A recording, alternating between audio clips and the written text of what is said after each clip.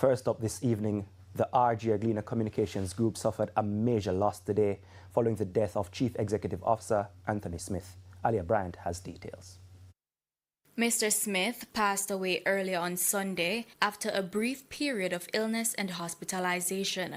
He served the RJRGleaner Communications Group with distinction for 3 years, joining in October 2022 as Deputy Chief Executive Officer for Print and Digital and later appointed CEO in January 2024. An engineer by training, Mr. Smith brought decades of leadership experience, holding senior executive roles across Jamaica and the wider Caribbean. Group Chairman Joseph Matalon described Mr. Smith's contribution to the company and the media landscape as outstanding. I am deeply saddened by Anthony's passing. He is the person that, in addition to our professional relationship, I considered a friend. He has made a sterling contribution to the group over the last several years, which will stand as a permanent, will stand as his permanent legacy to the organization. He has also assured stakeholders of the financial and operational stability of the group.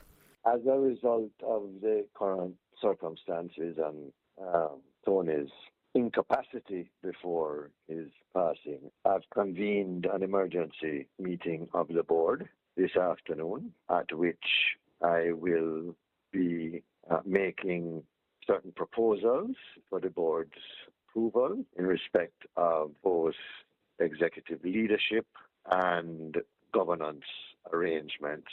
I have met with both the C-suite as well as a number of the senior leadership team, and I'm satisfied that we will continue to execute with the discipline and pace that Tony came to expect of the organization.